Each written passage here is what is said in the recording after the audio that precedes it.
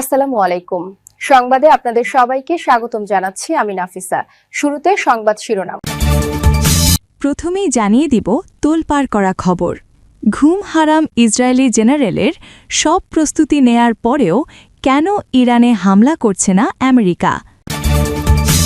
এরপর জানিয়ে দিব ইরান রাশিয়া নিয়ে ইসরায়েলি মিডিয়ার বিস্ফোরণ। ইরানকে শক্তিশালী করতে বসে নেই রাশিয়া। তারপর জানিয়ে দিব ইরান ইস্যুতে নিজেদের সেনাদের নিয়ে চিন্তায় যুক্তরাষ্ট্র।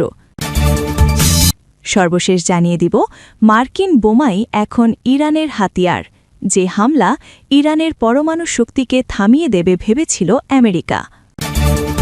এখন শুনছিলেন সংবাদ শিরোনাম, এখন বিস্তারিত। তার আগে ভিডিওটিতে লাইক করে কমেন্টে জানিয়ে দিন আজকের সংবাদের বিষয়ে আপনার মূল্যবান মতামত, আর আপনি কোন জেলা বা কোথা থেকে আমাদের এই সংবাদটি শুনছেন এবং দেখছেন। আর হ্যাঁ, এমন আরো সংবাদ পেতে চ্যানেলটি সাবস্ক্রাইব করে পাশে থাকুন। সব প্রস্তুতি নেয়ার পরেও কেন ইরানে হামলা করছে না আমেরিকা ইসরায়েল? এটি এখন কোটি টাকার প্রশ্ন। সেই প্রশ্নের উত্তর ইসরায়েলেরই সেনাপ্রধানের কাছে পাওয়া গেল, যা প্রকাশ করেছে দেশটির গণমাধ্যম জেরুজালেম পোস্ট। এক কথায় বলতে গেলে ইরান যে প্রস্তুতি নিয়েছে তা সবার কল্পনার বাইরে। খোদ ইসরায়েলি গণমাধ্যম জেরুজালেম পোস্ট বলছে ২০২৭ সালের মধ্যেই ইরানের সামরিক ভাণ্ডারে যুক্ত হবে প্রায় ১০,০০০ ব্যালিস্টিক ক্ষেপণাস্ত্র। এই সম্ভাবনায় নতুন করে আতঙ্ক ছড়িয়েছে ইসরায়েলে। আনুষ্ঠানিক কোনো ঘোষণা না থাকলেও ইরানের মিসাইল কর্মসূচি দ্রুত বাড়ছে এবং এটি ইতিমধ্যেই একটি বড় ও বাস্তব নিরাপত্তা হুমকিতে পরিণত হয়েছে বলে সতর্ক করেছেন ইসরায়েলি সেনাপ্রধান। ৩৫টা খেলটা ভালো। মধ্যপ্রাচ্যের আকাশে অদৃশ্য এক ঝড়, যে ঝড়ের নাম মিসাইল, আর সেই ঝড়ের কেন্দ্রবিন্দু ইরান। দেশটির সামরিক বহরে প্রতি মাসে যুক্ত হচ্ছে ৩০০ হাইপারসোনিক মিসাইল। জেরুজালেম পোস্ট বলছে ২০২৭ সালের মধ্যে ইরানের সামরিক ভাণ্ডারে যুক্ত হতে পারে আরও অন্তত ১০,০০০ ব্যালিস্টিক ক্ষেপণাস্ত্র। এমনই আশঙ্কা প্রকাশ করেছে ইসরায়েলের সামরিক নেতৃত্ব ও আন্তর্জাতিক অস্ত্র বিশ্লেষকরা। এই হিসাব ঘিরেই এখন কাঁপছে তেল আবিব থেকে জেরুজালেম। ইসরায়েলের chief of general staff lieutenant general Yale Jamir স্পষ্ট করে বলেছেন, ইরান তার ব্যালিস্টিক মিসাইল প্রোগ্রাম দ্রুত সম্প্রসারণ করছে, যা ইসরায়েলের জন্য একটি বড় এবং ক্রমবর্ধমান নিরাপত্তা হুমকি। সরকারিভাবে ইসরায়েলি প্রতিরক্ষা বাহিনী বা আইডিএফ কোনো নির্দিষ্ট সংখ্যা ঘোষণা না করলেও আন্তর্জাতিক সামরিক বিশ্লেষকদের মূল্যায়ন আরও ভয় ধরাচ্ছে। তাদের মতে ২০২৭ থেকে ২০২৮ সালের মধ্যে ইরানের মিসাইল সংখ্যা ৬,০০০ থেকে ১০,০০০ বা তারও বেশি হতে পারে। এতেই ভয়ে কাঁপছে ইসরায়েলি সেনারা, কারণ একসঙ্গে এত বিপুল সংখ্যক ক্ষেপণাস্ত্র ঠেকানোর জন্য প্রস্তুত নয় ইসরায়েলের আকাশ প্রতিরক্ষা ব্যবস্থা, আয়রন ডোম, ডেভিড স্লিং বা অ্যারো। বিশ্লেষকদের ভাষায় এটি হতে পারে একটি ওভারলোড সিনারিও, যেখানে চাপে পড়তে পারে নেতানিয়াহুর দুর্ভেদ্য প্রতিরক্ষা ব্যবস্থাও। ইতোমধ্যেই মধ্যপ্রাচ্যের সবচেয়ে বড় ব্যালিস্টিক মিসাইল স্টকপাইলের মালিক ইরান। সাহাব, সেজিল, জোলফাগার সহ বিভিন্ন ধরনের স্বল্প ও মধ্যম পাল্লার ক্ষেপণাস্ত্র ভাণ্ডারে আছে তাদের। এগুলোর অনেকগুলোই ইসরায়েল পর্যন্ত পৌঁছাতে সক্ষম। ফাত্তাহ অক্ষরাম শহরের পাল্লা প্রায় ২,০০০ কিলোমিটার, যা ২ থেকে ১০ মিনিটের মধ্যেই মাটির সাথে মিশিয়ে দিতে পারে মধ্যপ্রাচ্যে মার্কিন ঘাঁটি। ফলে ইসরায়েল আশঙ্কা করছে শুধু ইরান নয়, লেবাননের হিজবুল্লাহ, গাজার হামাস বা ইয়েমেনের হুতিদের মতো আঞ্চলিক মিত্রদের মাধ্যমেও এই মিসাইল সক্ষমতা ব্যবহার করা হতে পারে। ইরানকে শক্তিশালী করতে বসে নেই রাশিয়া। পর্দার আড়ালে ভয়ঙ্কর খেলা খেলছেন ভ্লাদিমির পুতিন। আয়াতুল্লাহ খামিনির সঙ্গে মিলে ট্রাম্প নেতা নেতানিয়াহুকে শিক্ষা দেওয়ার আয়োজন যেন চূড়ান্ত হচ্ছে। এই তথ্য দিচ্ছে খোদ ইসরায়েলি গণমাধ্যম। ইসরায়েলি সংবাদ মাধ্যম জেরুজালেম পোস্ট বলছে, আমেরিকা কিংবা ইসরায়েলি হামলার ভয়ের মধ্যে মিসাইল সক্ষমতা দ্রুত বাড়াচ্ছে ইরান। রাশিয়ার সহযোগিতায় নিজেদের ব্যালিস্টিক ক্ষেপণাস্ত্র ভাণ্ডার আধুনিকায়ন করছে তেহরান। ইরান এই পদক্ষেপকে মুখে প্রতিরক্ষামূলক বললেও হুমকি হিসেবে দেখছে পশ্চিমা বিশ্ব। ইরানের মিসাইল শক্তির মূল ভিত্তি এখন সাহাব, সেজিল, খোরাম শহর, খেইবার, সেকার এবং ফাত্তা সিরিজ। এই মিসাইলগুলোর পাল্লা প্রায় ২,০০০ কিলোমিটার, যা পুরো ইসরায়েলকে ধ্বংস করতে যথেষ্ট। ইরানের চারপাশে ছড়িয়ে ছিটিয়ে থাকা মার্কিন সামরিক ঘাঁটিগুলোকেও মুহূর্তেই ছাড়খাড় করে দিতে পারে এই ক্ষেপণাস্ত্রগুলো। সাম্প্রতিক সময়ে ইরান এসব মিসাইলের উন্নত সংস্করণ আনছে, আর এসব কাজেই ইরানকে সহায়তা করছে বন্ধু রাশিয়া। মিসাইলের পল্লা বৃদ্ধি, হামলায় আরও নিখুঁত প্রিসিশন সক্ষমতা যুক্ত করতে ব্যবহার করা হচ্ছে রুশ প্রযুক্তি।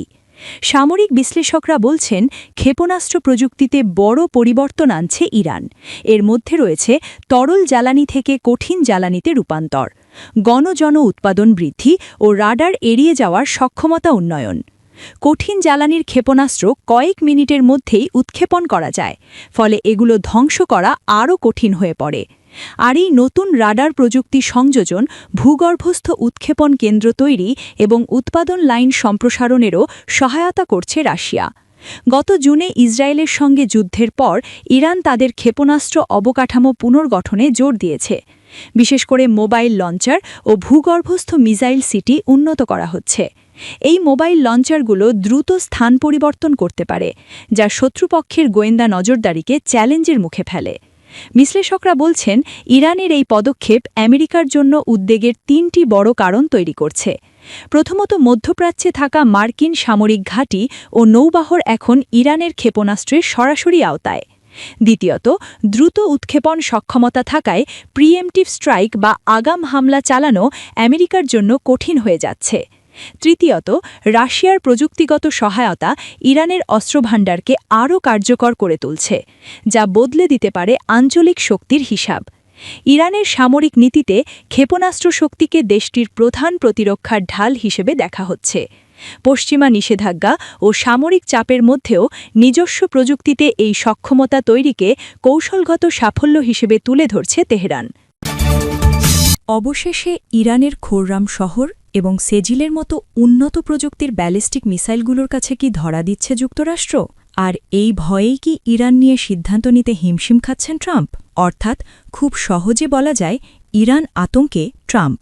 আর অন্যদিকে ইরান, তারা কি সত্যিই মধ্যপ্রাচ্যে মার্কিন ঘাঁটিগুলো ধ্বংসের জন্য প্রস্তুত? ট্রাম্পের নৌবহর কি তাদের ব্যালিস্টিক মিসাইলের সামনে দাঁড়াতে পারবে? ইরান ও যুক্তরাষ্ট্রের মধ্যে ক্রমবর্ধমান উত্তেজনার প্রেক্ষাপটে উপসাগরীয় অঞ্চলে মোতায়েন থাকা মার্কিন সামরিক ঘাঁটিগুলোতে বড় ধরনের হামলার হুঁশিয়ারি দিয়েছে তেহরান। ইরানের পররাষ্ট্রমন্ত্রী আব্বাস আরাকচি এক সতর্ক বার্তায় জানিয়েছেন, আমেরিকা যদি ইরানের উপর কোনো ধরনের আক্রমণ চালায়, তবে মধ্যপ্রাচ্যে অবস্থিত প্রতিটি মার্কিন ঘাঁটি হবে তাদের ব্যালিস্টিক মিসাইলের লক্ষ্যবস্তু।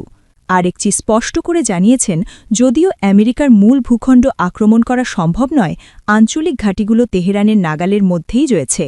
সম্প্রতি মার্কিন প্রেসিডেন্ট ডোনাল্ড ট্রাম্প ইরানের উদ্দেশ্যে আরও একটি শক্তিশালী নৌবহর পাঠানোর ঘোষণা দেওয়ার পর এই পাল্টাপাল্টি হুমকি শুরু হয়। প্রেসিডেন্ট ট্রাম্প এটিকে শান্তি প্রতিষ্ঠার শক্তি হিসেবে দেখালেও তেহরানকে উস্কানি হিসেবে দেখছে।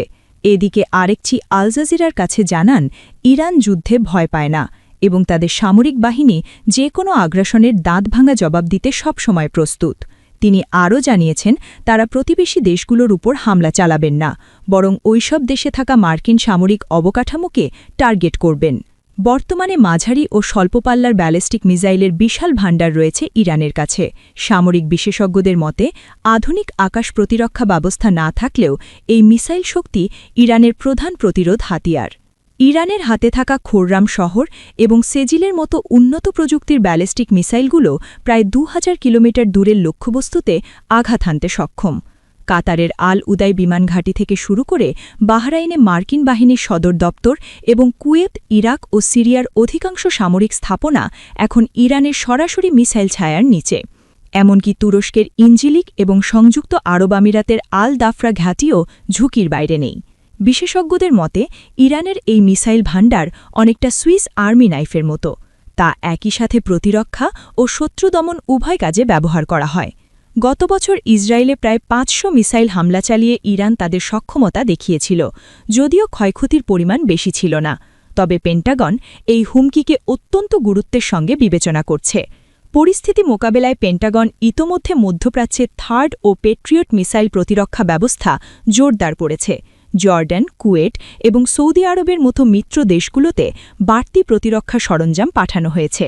মার্কিন কর্মকর্তারা বলছেন, বড় ধরনের যুদ্ধ এড়াতে এবং সেনাদের নিরাপত্তা নিশ্চিত করতে এই সতর্কতা নেওয়া হয়েছে। এমন উত্তপ্ত পরিস্থিতির মধ্যেও পরমাণু কর্মসূচি নিয়ে ওমানে ২ দেশের মধ্যে পরোক্ষ আলোচনা চলছে। তবে আরেকচি জানিয়েছেন, ইউরেনিয়াম সমৃদ্ধকরণ নিয়ে কোনো আপোষ হবে না। ক্ষেপণাস্ত্র কর্মসূচি বা আঞ্চলিক মিত্রদের সহায়তার বিষয়ে ওয়াশিংটনের কোনো দাবি ইরান মেনে নেবে না, কারণ এগুলো তাদের জাতীয় নিরাপত্তার অবিচ্ছেদ্য অংশ। সমগ্রভাবে পারস্য উপসাগরীয় অঞ্চলে মার্কিন সামরিক উপস্থিতি এবং ইরানের ক্ষেপণাস্ত্র শক্তি এখন মুখোমুখি অবস্থানে রয়েছে। একদিকে ট্রাম্পের কঠোর সামরিক বার্তা, অন্যদিকে ইরানের ট্রিগারে আঙুল রাখার হুঁশিয়ারি পুরো মধ্যপ্রাচ্যকে গভীর অনিশ্চয়তার দিকে ঠেলে দিয়েছে আলোচনার মাধ্যমে সমাধান না এলে। এই অস্থিরতা যে কোনো সময় বড় আঞ্চলিক সংঘাতে রূপ নিতে পারে বলে আশঙ্কা করছেন বিশ্লেষকরা। যে হামলায় ইরানের পরমাণু শক্তিকে থামিয়ে দেবে ভেবেছিল আমেরিকা, সেই হামলার অবিস্ফোরিত বোমাই এখন ইরানের হাতে নতুন অস্ত্র। ধ্বংস থেকে শক্তি, চাপ থেকে কৌশল।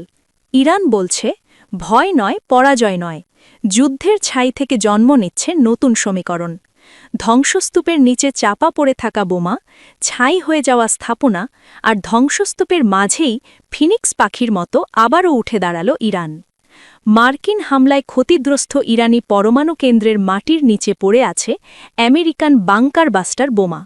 সেই অবিস্ফোরিত বোমাই এখন বদলে দিচ্ছে শক্তির সমীকরণ। গত জুনে 12 দিনের যুদ্ধে ইরানের পরমাণু স্থাপনায় মার্কিন হামলার 1 বছর পর বিস্ফোরক এক দাবি তুলেছেন দেশটির পররাষ্ট্রমন্ত্রী আব্বাস আরাকচি। তিনি জানিয়েছেন, মার্কিন হামলায় ক্ষতিগ্রস্ত ইরানের পরমাণু কেন্দ্রগুলোতে এখনও পড়ে আছে অবিস্ফোরিত বোমা। নাতাঞ্জ, ফর্ত ও ইস্পাহান এই 3টি স্পর্শকাতর স্থাপনায় এখন নিরাপত্তা ঝুঁকির কেন্দ্রে। ইরানের ইয়াং জার্নালিস্ট ক্লাব নিউজ এজেন্সিকে দেয়া বক্তব্যে আরাকচি জানান, আন্তর্জাতিক পরমাণু শক্তি সংস্থার মহাপরিচালক রাফায়েল গ্রোসির সঙ্গে এ বিষয়ে সরাসরি কথা বলেছেন তিনি। আরেকটি প্রশ্ন ছিল, মার্কিন হামলার লক্ষ্যবস্তু হওয়া এসব স্থাপনা পরিদর্শনের জন্য কোনো নির্দিষ্ট আইন বা প্রোটোকল আছে কিনা। গ্রোসির জবাব ছিল, এমন কোনো প্রোটোকল নেই। এই জবাবেই আরও কঠোর অবস্থান নেয় তেহরান।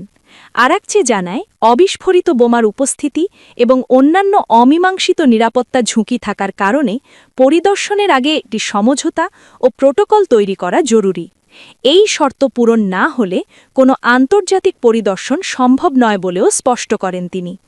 বিশেষজ্ঞদের মতে, আমেরিকার জন্য এখানেই সবচেয়ে বড় কৌশলগত ঝুঁকি।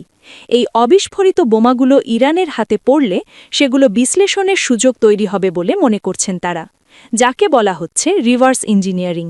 ফলে অস্ত্রটি কিভাবে কাজ করে, কোন উপাদান ব্যবহার করা হয়েছে, কোথায় দুর্বলতা, সব কিছু বুঝতে পারবে ইরান। এই প্রক্রিয়ায় আমেরিকার অত্যাধুনিক বাংকার বাস্টার প্রযুক্তি সম্পর্কে ধারণা পাবে খামিনয়ির বিশেষজ্ঞরা। ভবিষ্যতে নিজেদের প্রতিরক্ষা আরও শক্তিশালী করা বা একই ধরনের প্রযুক্তি উন্নয়নের ক্ষেত্রেও এটি কাজে লাগতে পারে। এমনকি সেই প্রযুক্তি ইরান, চীন কিংবা রাশিয়ার মতো বন্ধুদেরও হস্তান্তর করতে পারে। অতীতে এ ধরনের ঘটনা ঘটেছে। বিশ্লেষকদের মতে এটি শুধু সামরিক লাভ নয়, কূটনৈতিক চাপ তৈরিরও বড় হাতিয়ার। আমেরিকা কখনোই চায় না প্রতিপক্ষের গবেষণার টেবিলে উঠুক তাদের সর্বাধুনিক অস্ত্র প্রযুক্তি। তেহরান যদি এই বোমা বিশ্লেষণের দাবি জোরালোভাবে তুলে ধরে, তবে অস্বস্তিতে পড়বে ওয়াশিংটন।